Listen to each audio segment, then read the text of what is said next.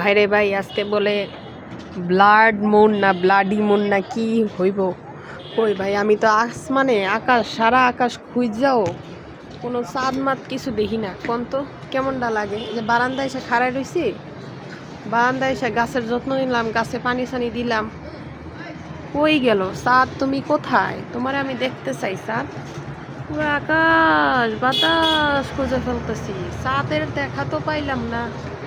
কে কে চাঁদ দেখছেন আমার একটু কমেন্ট করে জানান তো ভাই। আমি তো চাঁদ খুঁজে পাইনি, আপনারা কেউ চাঁদ পাইছেন?